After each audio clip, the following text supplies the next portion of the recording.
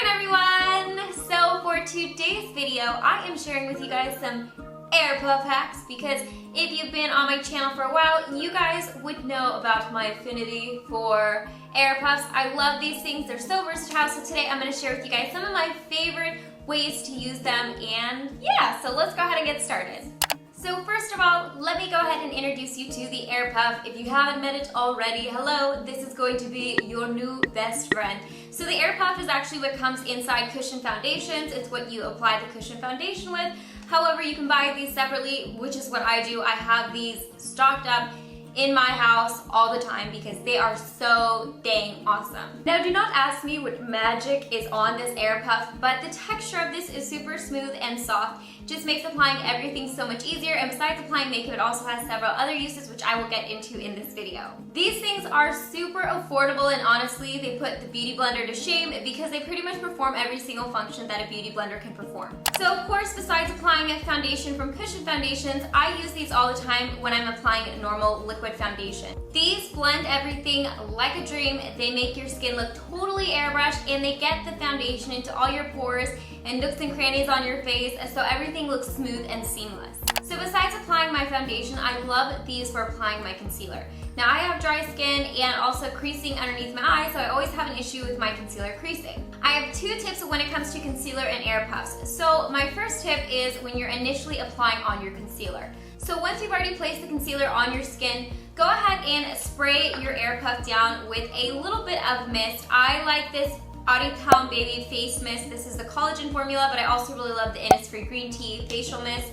Just spray it down very quickly and then just go ahead and blend in your concealer. I do this because, like I said, I do have dry skin, so it just kind of helps melt the concealer into my skin, helps it last throughout the day, and adds a little bit of moisture underneath my eyes. And of course, because it's the air puff, it blends it within 30 seconds. Of course, you can also use these to bake your concealer, so you can always pack these full of powder and then you place the powder on top of the concealer. Again, this applies the perfect amount of powder on top. It doesn't apply too much, but it doesn't apply too little. So it's perfect for those type of situations. And also, of course, if you're like me, it seems like no matter what you do, you still end up with a little bit of creasing underneath the eyes. So I always carry one of these around with me in my purse or wherever I am. And then it's easy for me to just go back in and blot out any type of creasing that I might have. Of course, it's much more sanitary than using my fingers. And if I'm feeling a little extra, I will take along whatever mist I'm using, throw it in my purse, and then I can mist down my face whenever I need to deal with creasing. Now, of course, this is also excellent for applying creams onto your skin. So if you have any cream blushes or you want to wear a cream blush, this is excellent at not only applying but blending it out on your skin.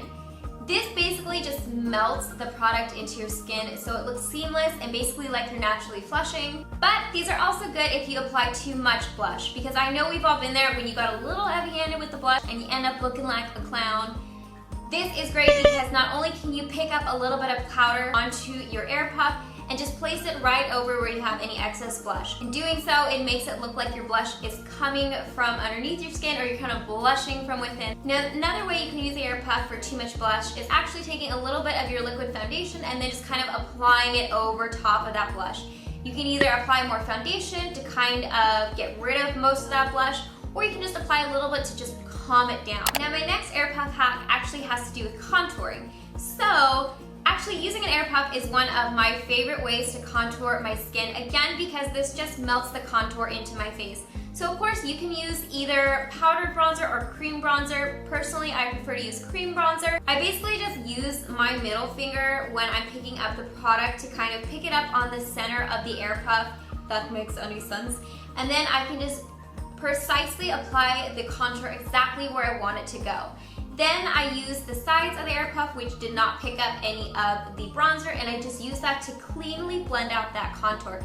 Again, when you're doing this, it just melts the contour into your skin and it looks a lot more natural. Another tip that I like to do with my air puff is I'll actually fold it in half when I pick up my bronzer or my contour powder or cream, and then I can easily contour the sides of my nose because it is the perfect width. And again, I just use the clean edges of the air puff to blend it out. And again, amazing, beautiful, and seamless, and these are just an amazing tool for contouring and bronzing. Now, of course, the same thing goes for highlighter, especially when it comes to liquid highlighters. I know a lot of times they can get kind of tricky on how to apply them because a lot of times when you apply a liquid highlighter, they tend to kind of mess up the foundation underneath, or they get muddied with your blush and your bronzer. However, when you use your air puff to blend it out, you are able to precisely place the highlight exactly where you want it to go. Again, it pushes the highlight into your skin, so it actually looks like your skin is glowing from within, and it does all the blending for you. So again, I'll just use that on the top of my cheeks, the top of my nose, wherever I want my liquid highlighter to go. It doesn't disturb the foundation or makeup underneath, and it looks amazing. Now, I know we've all been there when you're trying to set your foundation with some type of makeup setting spray. You maybe get it too close, or the nozzle sprays it too directly onto your skin, and then you get those little wet marks that usually mess up your powder or your foundation or whatever makeup you have on at the time. So a great way to prevent that from happening, or if you already sprayed it on, is you can go ahead and use your air puff to blend it out, because it just kind of blends everything back together, helps the setting mist actually go into your makeup and skin. And for me, I just like doing that because I feel like the air puff actually makes the setting mist set into my skin. Now, I get asked this question a lot when it comes to how do I reapply my sunscreen throughout the day, because if you're trying to protect your skin, if you're in the sun for a prolonged amount of time, you're going to want to touch up your skin. However, you're most likely wearing makeup. So of course, I take my handy dandy air puff.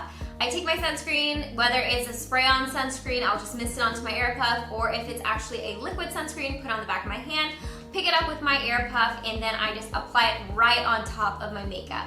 And because these are so good at not disturbing the makeup, and because you're placing it exactly where you want it to go, the sunscreen goes on seamlessly, and this really presses the sunscreen into your skin and into the makeup. Last but not least, when it comes to makeup, again, if you've been on my channel for a long time, you guys know that I struggle with gradient lips because for some reason I cannot get them perfectly blended. In comes the air puff to save the day. So because they absorb any excess, it's not getting into the cracks of my lips, and these also just perfectly place where I want my gradient lip to go, and it just blends it out without any effort whatsoever. Plus, since you're using the air puff, I have one dedicated to my gradient lips. I'm not staining my fingers, so I'm not running around with red tips of my fingers. Now, stepping outside the realm of makeup, air puffs are also excellent at removing deodorant from your shirts. We've all been there when you put deodorant on, put a shirt over your head, and then you get deodorant around the hem of your shirt. Just take an air puff, and you can either use it damp or you can use it dry, and it literally just removes the deodorant super easily.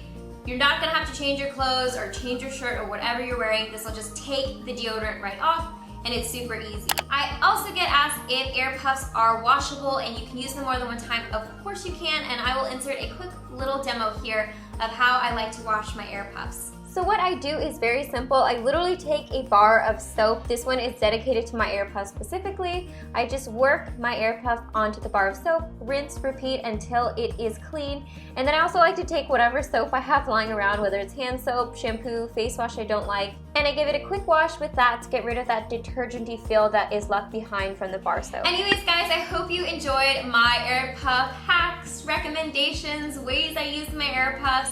These are such amazing makeup tools, and I really feel like they're underrated. They're so affordable. So let me know if you guys use air puffs in any different ways, because I'm always looking for more ways to utilize my air puffs.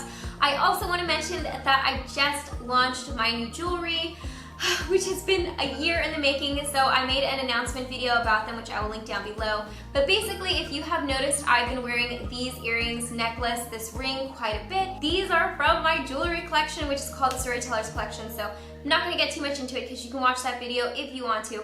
I will leave a link down below if you want to pick up any of the pieces yourself. And I am donating 5% of my profits to Saving Innocence, which is an organization that helps children in sex trafficking environments and situations, provides support, helps get them out of those situations. So links down below as always. And I hope you guys are happy and healthy, and don't forget to rate, comment, subscribe, share with your friends and family, and I will see you guys in my next video. Bye guys!